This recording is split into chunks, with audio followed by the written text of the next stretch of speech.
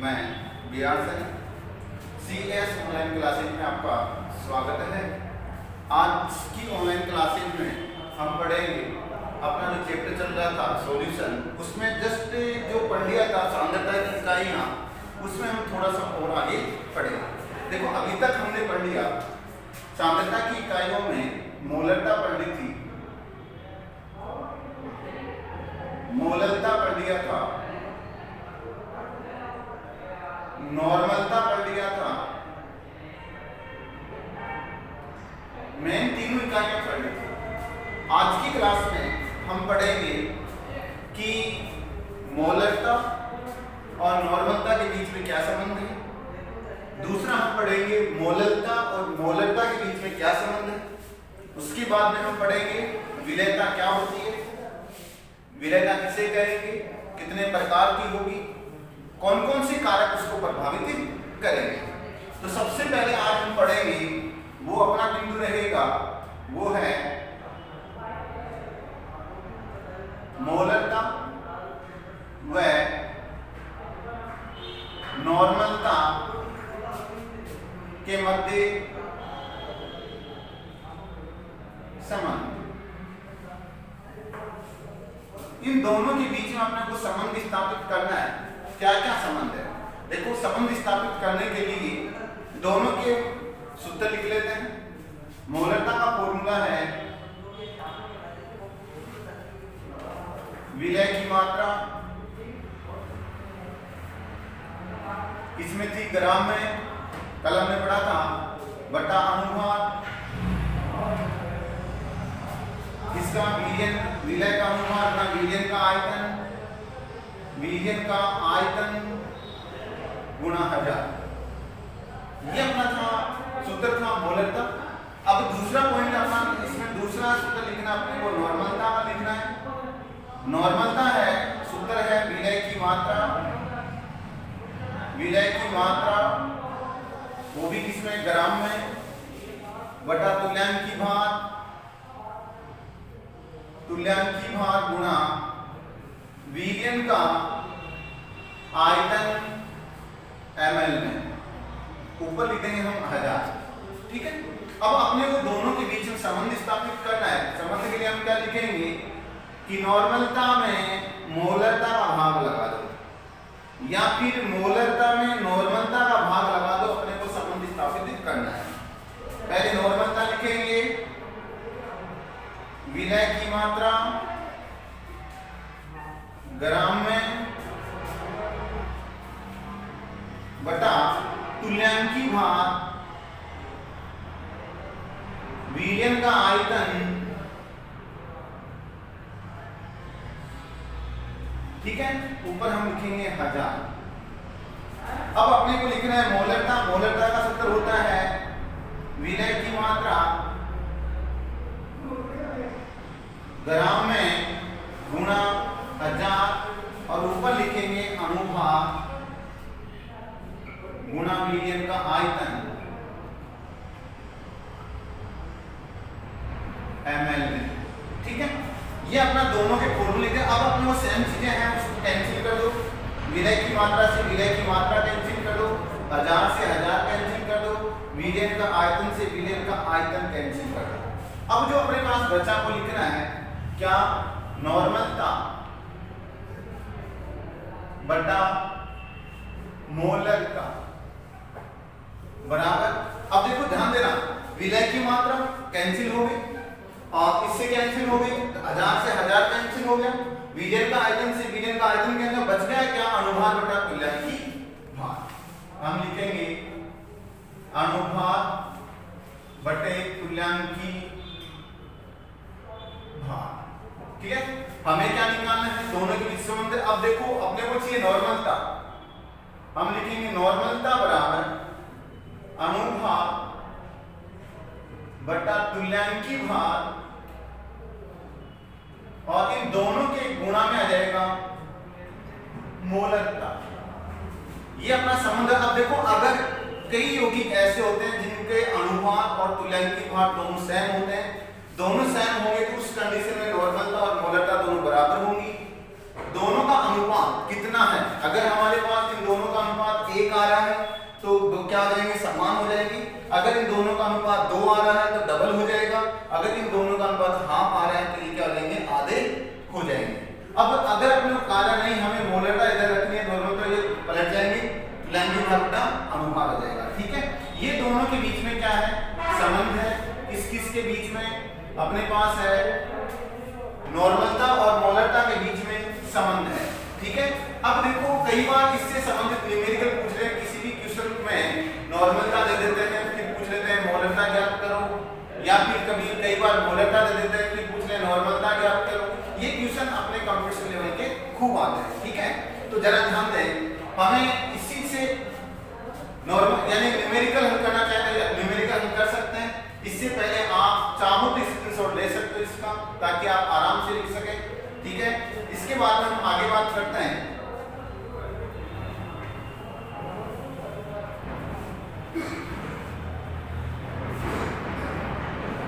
हमने नॉर्मलता के लिए लिखा, अगर इसी चीज को मोलरता के लिए लिखा जाए कि मोलरता दी गई है या मोलरता ज्ञात करनी हो, तो हम सूत्र क्या लिखेंगे, तुल्यांकी भार बटा अनुभार गुणा नॉर्मलता, ये सूत्र हो जाएगा इसका। ठीक है, ये यानी इससे लिखो तो ये हो जाएगा, वरना ये जाएगा। दोनों इस फॉर्मूले की सहायता से आप आसानी से क्या ज्ञात कर सकते हो, नॉर्मलता और मोलरता ज्ञात कर सकते हो।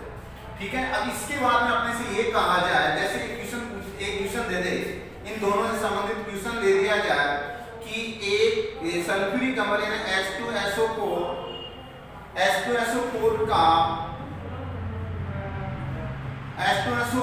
का या ऐसा कर दो 0.2 m H2SO4 विलयन की नॉर्मलता ज्ञात करो। ये क्वेश्चन दे दिया जाए कि अपने पास सीधा सा दे दिया गया 0.2 m सल्फ्यूरिक अम्ल विलयन की नॉर्मलता ज्ञात करो, यानी आपको मोलरता दे दी गई, ज्ञात क्या करना है, नॉर्मलता अपने को ज्ञात करना है। ठीक है, तो इसको हल करते समय अपने को याद रखना है, आपको क्या दी गई है, विलयन की आपको मोलरता दे रखी है, तो आप लिखो विलयन की मोलरता बराबर 0.2 m। ठीक है, अब आपके पास विलय यानी ये क्या है, विलय है, तो विलय का अपने को अनुभार चाहिए, और विलय का क्या, तुल्यांकी भार चाहिए। तो H2SO4 का अनुभार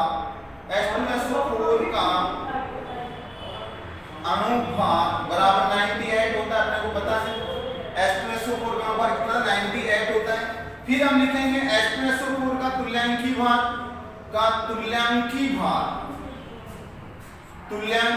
हम लिखेंगे कितना होता है 49, कितना होता है 49। ठीक है, अपने पास सारी चीजें कंप्लीट हैं। अब अपने को इसको क्या करना है, सूत्र में रखना है और हल करना है। क्या ज्ञात करना है, नॉर्मलता इस सूत्र में रखिए, अपने पास क्या है, नॉर्मलता बराबर हम लिखेंगे अनुपात कितना है 98 है, हम लिखेंगे 98 बटे फिर क्या, तुल्यांकी भार कितना दे रखा है 49, और यहाँ लिखेंगे मोलरता 0.2। हल कीजिए, दोनों को हल करो 2 बार, तो आप 2 गुणा 0.2 बराबर 0.4 m, इसकी नॉर्मलता आ जाएगी। ठीक है, इतना छोटा सा न्यूमेरिकल, लेकिन अगर इस क्वेश्चन को देखेंगे तो इस क्वेश्चन के आधार पर हम इस न्यूमेरिकल को, या जब तक ये पूर्ण ध्यान भी नहीं रहेगा तब तक हम इसको हल नहीं कर सकते। ठीक है, समझ में आया। इसके बाद में हम बात करेंगे, पहला था मोलरता और नॉर्मलता के मध्य संबंध, आज हम पढ़ेंगे, अब अगला बिंदु पढ़ेंगे, अब अगला अपना पॉइंट रहेगा वो है मोलरता और मोलरता के बीच में संबंध, यानी नॉर्मलता के स्थान पर अपने को मोलरता रखनी है और फिर इन दोनों के बीच में संबंध स्थापित करना है। तो लीजिए, अब अगला बिंदु अपना है इन दोनों के बीच में संबंध, यहां आप लिख दो मोलरता, इन दोनों के बीच में अपने को संबंध स्थापित करना है।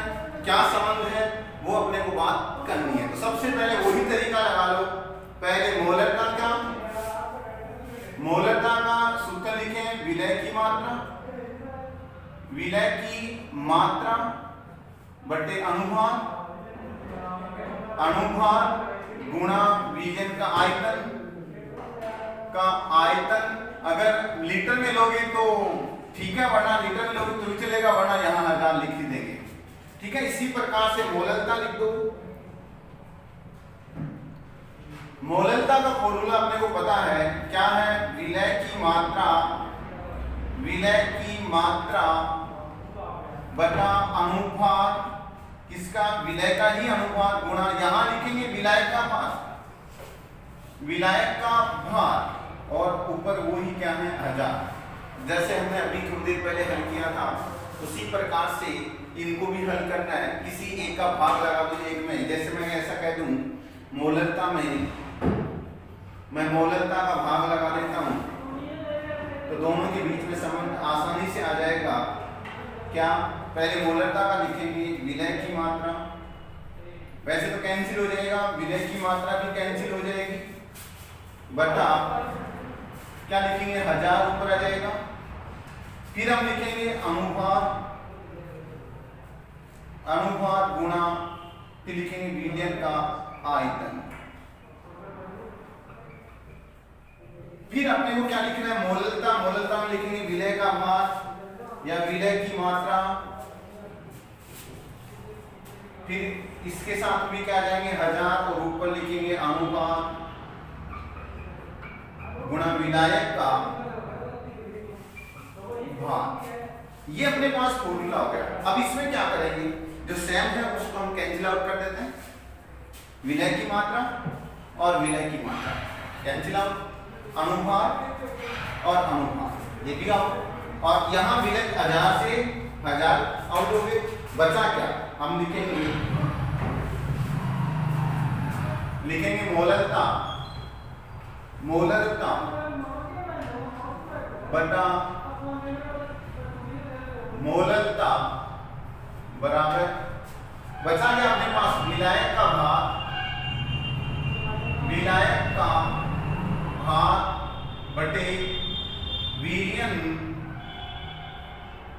का आयतन।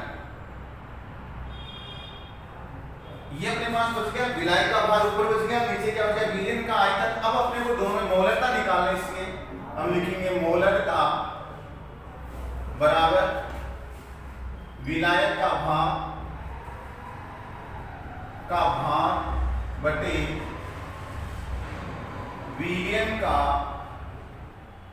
आयतन। यहां हम ले जाएंगे, क्या लिखेंगे? मोललता।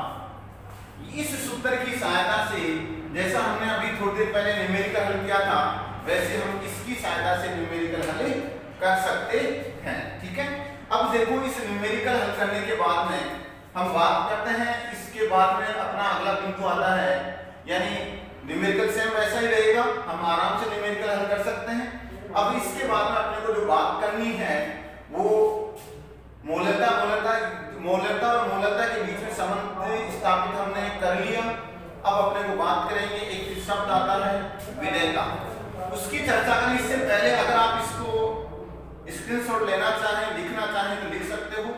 ठीक है, इसके बाद में हम बात करते हैं, अगला बिंदु अपना मेन बिंदु आता है विलयता। विलयता किसे कहते हैं, कितने प्रकार की होती है, इन सब बातों के बारे में हम बात करेंगे। बिंदु आता अपना विलयता।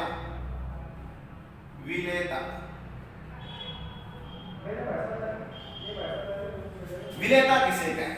अपने पास बात आती है विलयता कहें किसे? तो देखो, टेम्परेचर निश्चित रहे। सबसे पहले हम क्या करना है? टेम्परेचर को कांस्टेंट करना है, टेम्परेचर निश्चित रहे। उस कंडीशन में निश्चित मात्रा में जो विलायक है, विलय की क्या लेनी है अपने को? निश्चित मात्रा, उसमें घुले विलय पदार्थ की ग्राम में मात्रा। जैसे मैं ऐसा कहता हूं 100 ग्राम विलायक है, तो उसमें कितना विलय घुला हुआ है, उसकी मात्रा, उसकी विलयता कहलाएगी। मैं कहता हूं 1 लीटर विलायक है, उसमें विलय कितना घुला गया, वो उसकी क्या है? विलयता कहलाती है। इसकी डेफिनेशन आप क्या कहोगे? इसकी परिभाषा रहेगी, निश्चित ताप पर निश्चित आयतन या निश्चित मात्रा में उपस्थित विलायक में घुले विलय पदार्थ की मात्रा। विलायक में घुले विलय पदार्थ की मात्रा क्या कहलाती है? उसकी विलयता कहलाती है। विलयता मुख्य रूप से दो प्रकार की होती है। विलयता के दो प्रकार हैं। पहले अपने पास हम कहें, पहली विलयता है ठोस की द्रव्य विलयता।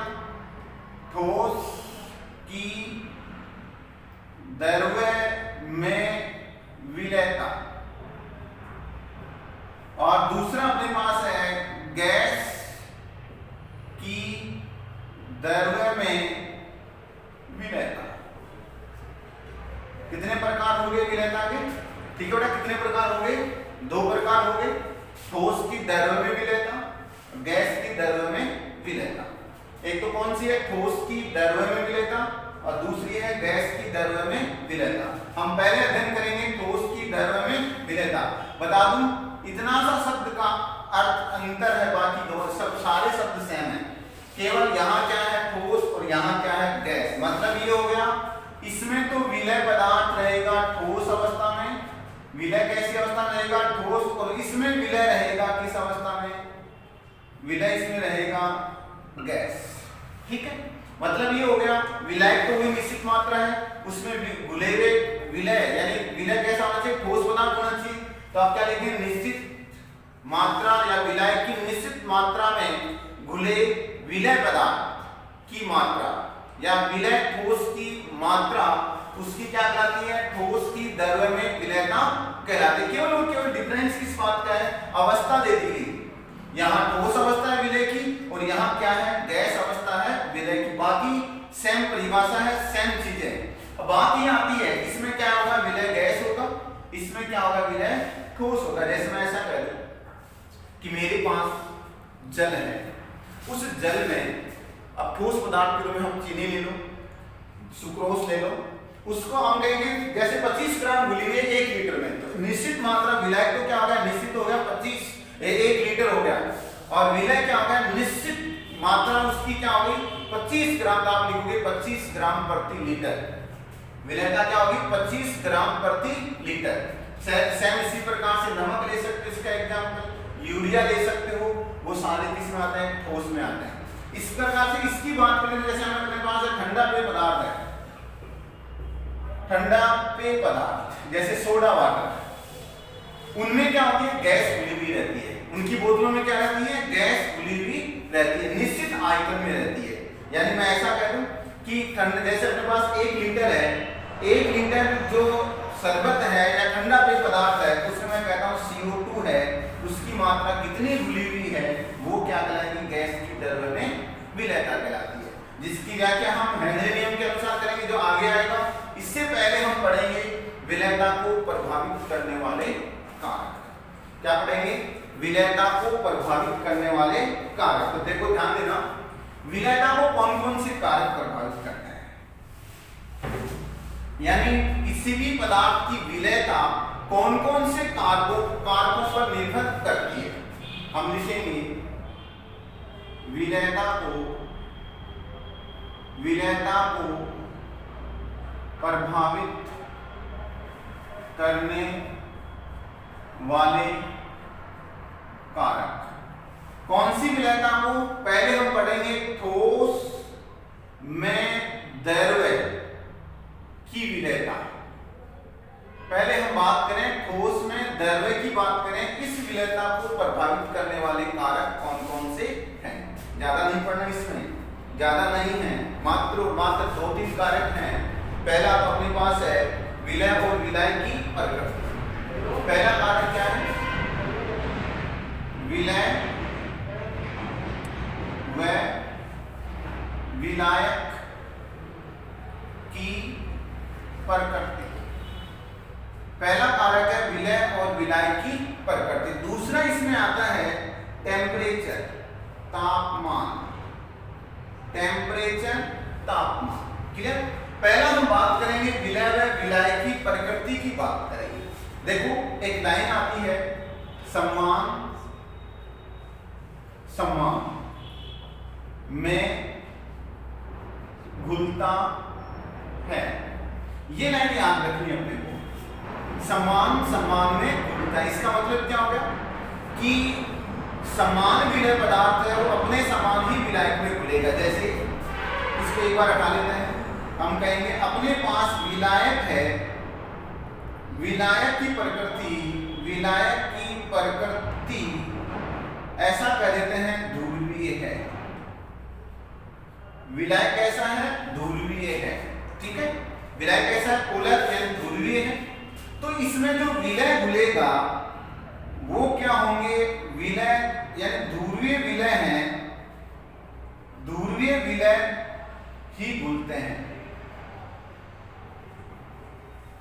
अगर विलायक ध्रुवीय है तो विलय भी कैसे होने चाहिए? ध्रुवीय होने चाहिए। जैसे मान लो मेरे पास है H2O जल, कैसा है? ध्रुवीय।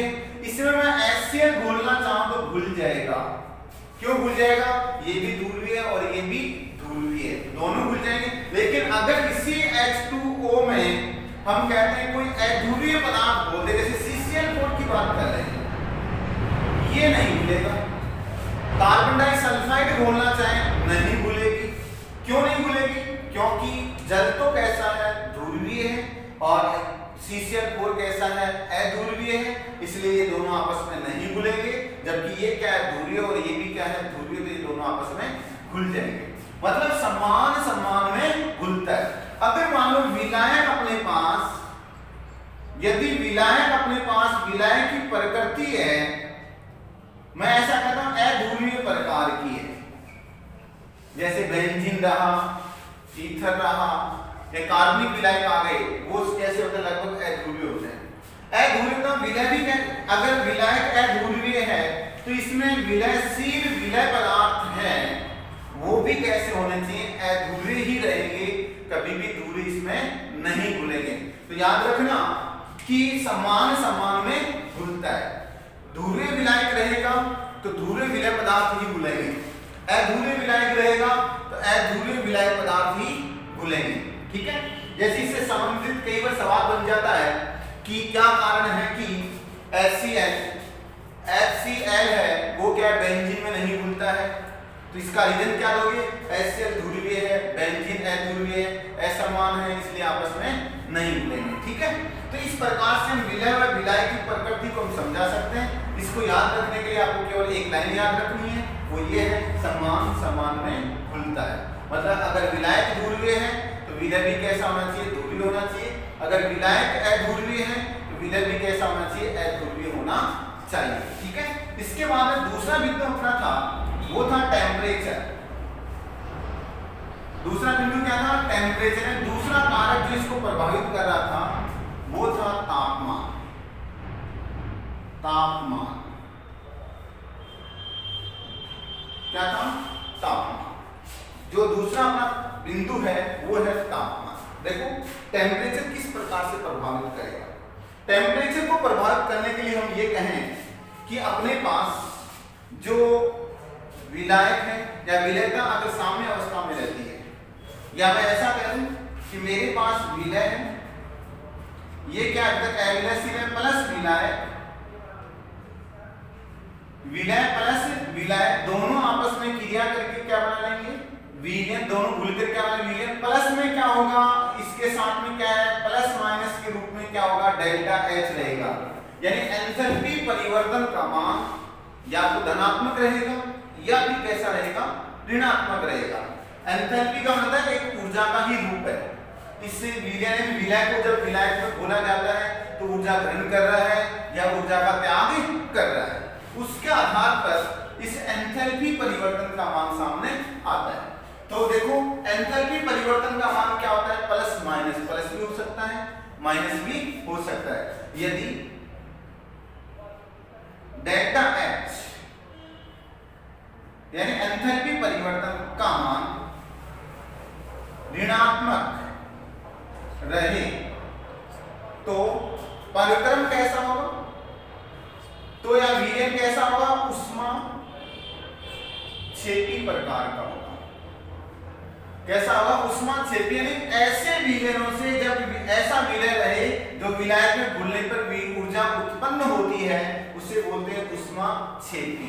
आपको ऊर्जा मिलेगा। मतलब विलयन कैसा है? गर्म। अपने को पात्र है, जिस पात्र में हम विलयन बना रहे हैं वो गर्म होगा। जिस पात्र में हम विलयन बना रहे हो कैसा हो जाएगा, गर्म हो जाएगा। कैसे पता चला आपको?